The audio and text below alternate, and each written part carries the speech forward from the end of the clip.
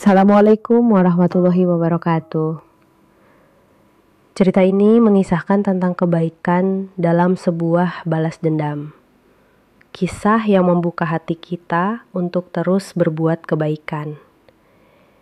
Yang sudah subscribe dan like, aku doain ya agar hari ini mendapatkan rezeki yang berlimpah dan disembuhkan dari segala penyakit.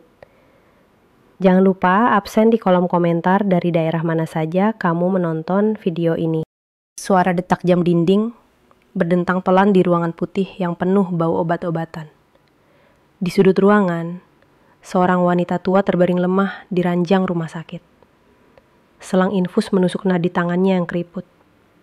Wajahnya pucat, matanya sayu, dan tubuhnya nyaris tak bergerak. Namun, di samping ranjang itu, berdiri sosok perempuan muda. Tubuhnya ramping, berbalut seragam perawat berwarna biru muda.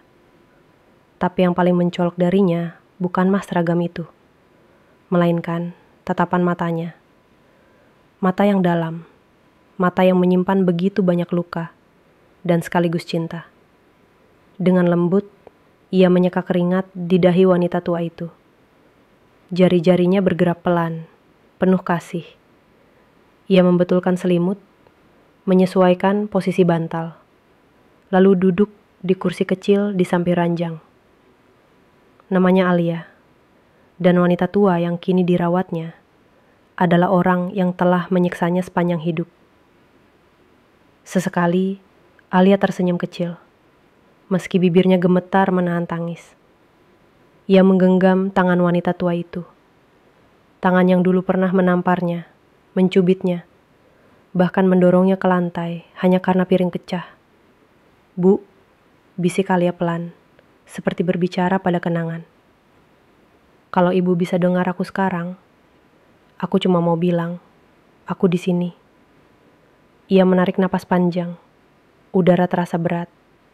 Dulu ibu gak pernah peluk aku, gak pernah tanya aku capek atau enggak. Tapi sekarang, aku yang jaga ibu ya. Wanita tua itu tidak menjawab. Matanya terbuka setengah, menatap langit-langit yang kosong. Tapi setetes air mata jatuh dari ujung matanya. Mungkin itu tanda ia masih bisa merasakan sesuatu. Mungkin tidak. Alia meraih sisir kecil dari meja dan mulai menyisir pelan rambut uban yang kusut. Gerakannya pelan, penuh kelembutan, seolah ia sedang merawat ibunya sendiri. Padahal, semua orang yang mengenal masa lalu Alia tahu betul bahwa wanita ini bukan ibu yang baik. Tidak sedikit pun. Sementara itu, kamera perlahan bergerak keluar jendela rumah sakit. Suara rintih hujan mulai terdengar. Kota tampak muram, tapi lampu-lampu dari gedung-gedung tinggi menyala dalam keheningan. Seperti menjadi saksi bisu dari kisah seorang gadis yang memilih membalas kekejaman dengan kasih sayang.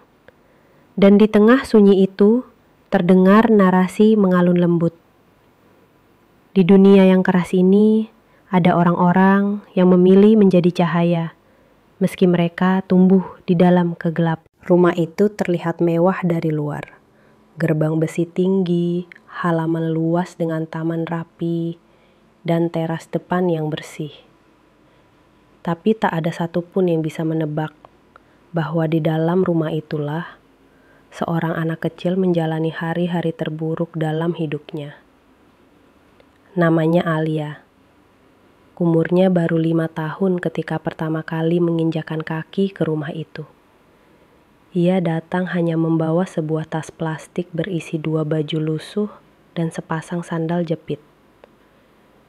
Wajahnya polos, rambutnya kusut, dan matanya menatap sekeliling dengan rasa takut bercampur harap. Di hadapannya berdiri seorang wanita berkacamata. Tubuhnya ramping dan tampak berwibawa. Dialah Bu Rini. "Aku bawa anak ini dari panti asuhan, Bu," ujar seorang petugas sosial di samping Alia. Anak ini kehilangan kedua orang tuanya saat kebakaran. Tak ada keluarga. Kami harap ibu bisa jadi harapan terakhirnya Bu Rini tersenyum tipis, tapi matanya kosong. Senyumnya tidak hangat. Dia tak mengelus kepala Alia, tak bertanya apakah anak itu lapar. Dia hanya mengangguk, lalu berkata dingin, "Bawa masuk saja, jangan berdiri di luar terlalu lama." Hari-hari berikutnya adalah awal dari neraka panjang bagi Alia. Di rumah sebesar itu, Alia tak memiliki kamar sendiri. Ia tidur di dapur, di atas kasur tipis yang digelar dekat kulkas. Saat pagi datang, sebelum matahari terbit, ia sudah dibangunkan. "Bangun, cuci piring itu. Bersihkan lantai ruang tamu. Jangan malah seperti kemarin," bentak Bu Rini. Tangannya mungil menggenggam sapu. Kakinya telanjang, menyentuh ubin dingin. Kadang ia gemetar karena belum makan. Tapi jika ia minta makan sebelum pekerjaan selesai, jawabannya selalu sama. "Mau makan? Kerja dulu. Di sini bukan tempat tidur-tiduran." Alia mencuci piring dengan tubuh lelah. Makanan hanya diberikan sekali sehari. Itu pun sisa makan dari meja makan utama. Seringkali nasi sudah dingin dan lauk hampir basi. Tapi ia makan dengan lahap, karena itulah satu-satunya yang ia punya. Hari demi hari, ia tak pernah dipanggil nak atau sayang. Bu Rini hanya menyebutnya dengan kata kamu, anak itu, atau yang paling sering, dasar anak titipan. Tahun berganti, Alia bertambah besar, tapi bukan dengan kasih sayang. Tubuhnya kurus, kulitnya penuh bekas luka kecil. Di malam hari, ketika rumah mulai sepi, Alia sering mengintip dari balik jendela kamar majikannya. Ia melihat Bu Rini tertawa di telepon, berkumpul dengan teman-teman sosialitanya, atau tertidur nyaman di kamar besar ber-AC. Sedangkan dirinya meringkuk di dekat kompor dengan jaket tipis dan perut keroncongan. Tapi ada satu hal yang selalu ia simpan, bahkan di tengah semua penderitaan itu. Harapan. Di tempat sampah, ia pernah menemukan buku cerita anak yang sobek. Ia bersihkan, ia simpan, dan setiap malam ia baca dengan senter kecil dari mainan rusak.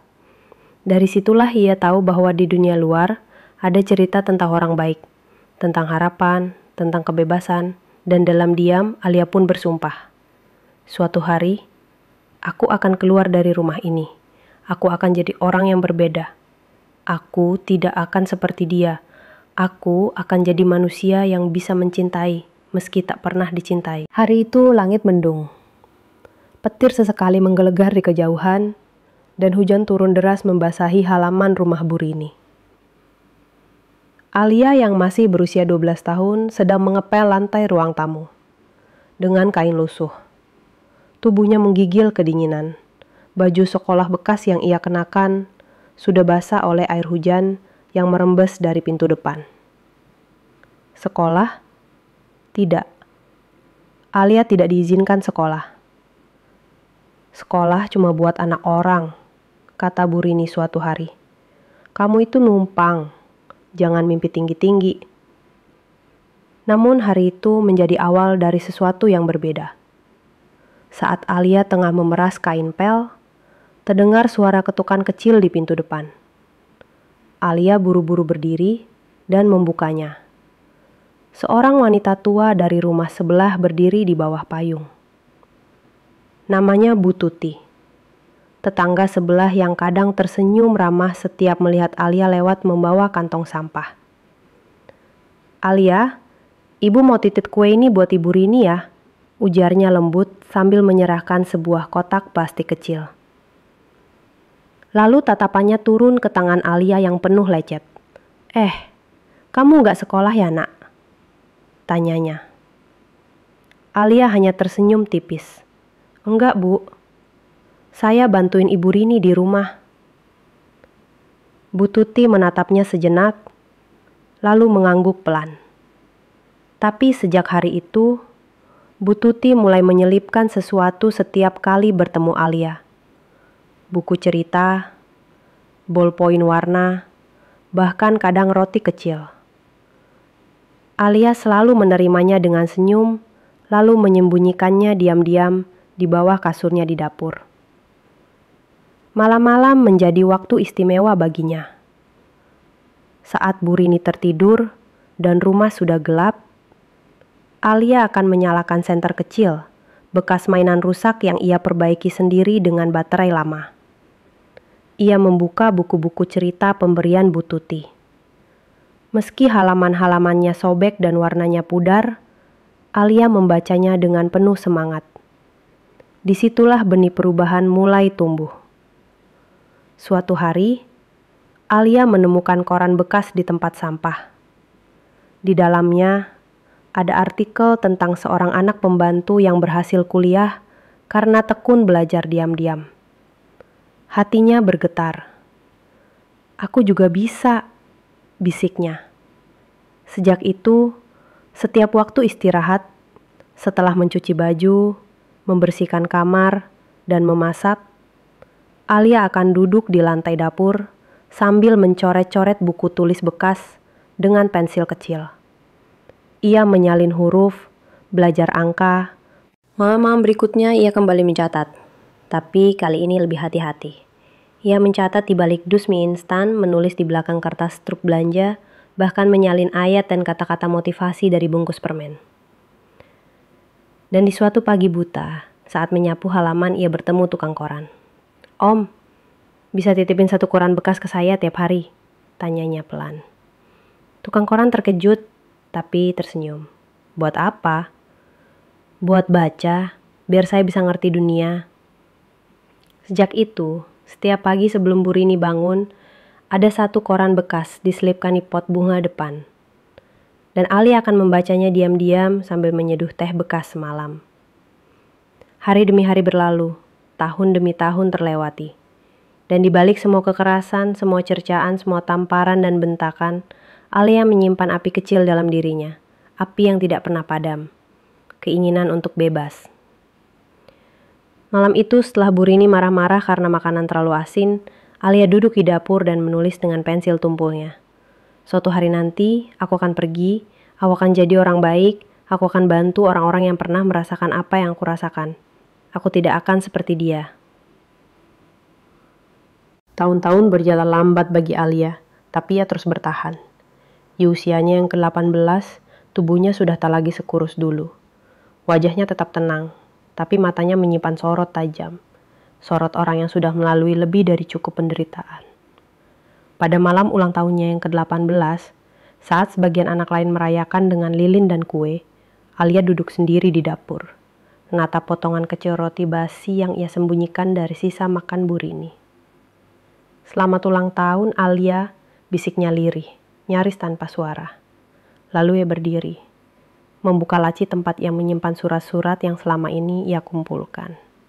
Fotokopi ijazah paket C, sertifikat kursus daring, hingga alamat sebuah panti remaja yang pernah ia hubungi secara diam-diam. Saat Bu Rini tertidur malam itu, Alia mengemasi beberapa baju ke dalam kantong plastik. Ia menatap rumah itu untuk terakhir kalinya. Tidak dengan benci, tapi dengan tenang. "Aku pamit, Bu."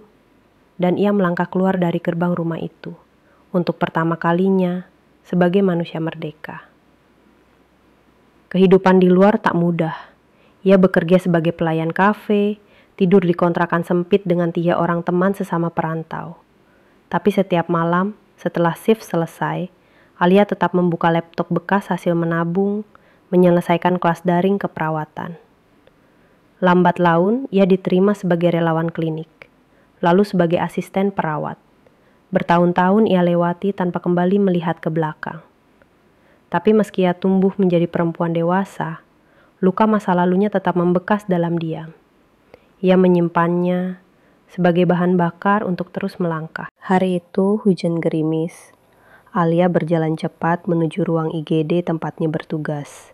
Rambut sedikit basah, masker menutupi separuh wajah. Suasana rumah sakit cukup ramai. Di layar, pasien masuk, nama itu muncul. Rini Dwi Jayanti. Usia 65, stroke, kondisi berat. Alia berhenti sejenak. Jantungnya berdetak lebih cepat. tidak mungkin. Tapi ketika ia masuk ke ruangan pasien, tubuhnya seakan membeku. Wanita itu terbaring di ranjang rumah sakit. Tubuh kurus, wajah pucat, rambut berantakan. Selang infus menempel di tangannya. Alat bantu pernapasan menutupi mulutnya. Itu Bu Rini, ibu angkat yang dulu menyiksanya tanpa belas kasihan. Di meja administrasi, seorang suster berkata, keluarganya gak ada yang datang. Katanya rumahnya udah disita, gak punya siapa-siapa. Kalau gak ada yang urus, bisa masuk ke panti jompo. Alia menatap wajah itu. Sosok yang dulu ditakutinya kini tak lebih dari tubuh rapuh yang kesepian. Dan di sanubarinya muncul pertanyaan besar. Apa yang akan kamu lakukan sekarang? Di malam itu, Alia duduk sendirian di atap rumah sakit menatap langit Jakarta yang kelabu. Seorang rekan berkata padanya, "Lu gak punya kewajiban buat ngerawat dia, Alia. Dia yang bikin masa kecil lo hancur." Tapi Alia hanya menjawab dengan suara pelan, "Aku tahu, tapi kalau aku biarkan dia sendirian di saat begini, apa bedanya aku dengan dia?" Esoknya, Alia mendaftarkan dirinya sebagai penanggung jawab medis Bu Rini. Ia membawa Bu Rini ke ruang rawat sederhana, merawatnya sendiri. Setiap hari ia mengganti sprei, menyuapi bubur, memijat tangan yang mulai kaku. Kadang Bu Rini menangis diam-diam. Matanya berkaca-kaca menatap Alia. Dan suatu hari, dengan tangan gemetar, Bu Rini mencoret-coret papan tulis kecil yang ia pegang. "Maaf, aku salah. Kamu anakku." Alia terdiam lama, lalu tersenyum kecil. "Terima kasih sudah bilang begitu, Bu." Dan untuk pertama kalinya dalam hidup mereka saling memaafkan tanpa kata. 3 minggu kemudian, Bu Rini meninggal dunia dengan tenang. Alia duduk di sampingnya sampai napas terakhir. Tak ada keluarga yang datang, tak ada pelayat, tapi Alia tetap mengantar jenazah itu sampai ke pemakaman. Ia berdiri sendirian di samping liang lahat, mengenakan gamis putih sederhana, tangan memegang bunga melati. "Selamat jalan, Bu. Semoga Ibu tenang, dan semoga Ibu tahu aku memilih mencintai, bukan membenci." Beberapa hari kemudian, Alia duduk di kamarnya. Ia menyalakan kameranya, wajahnya kini lebih dewasa, lebih damai. Ia mulai berbicara ke layar. "Namaku Alia. Aku pernah dibesarkan dalam rumah yang isinya bukan cinta, tapi luka. Tapi aku memilih untuk tidak membalasnya dengan kebencian. Karena aku tahu, luka tidak akan pernah sembuh kalau dibayar dengan dendam. Dan kadang, kita harus jadi cahaya bagi orang yang pernah menenggelamkan kita dalam gelap." Video itu diunggah ke media sosial. Dalam seminggu, jutaan orang menonton. Komentar mengalir dari ribuan pengguna. "Aku nangis, kamu luar biasa. Aku juga punya luka yang sama. Sekarang aku jadi lebih kuat." Alia melanjutkan hidupnya sebagai perawat. Tapi kini ia bukan hanya merawat pasien di rumah sakit. Ia juga merawat harapan di hati orang-orang yang hampir menyerah. Dan setiap kali ditanya, "Apa yang membuatmu bisa setegar itu?"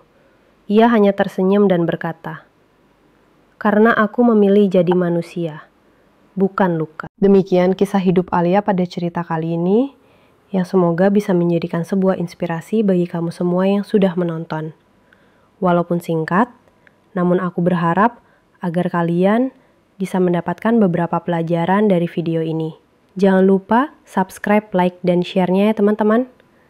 Terima kasih sudah menonton.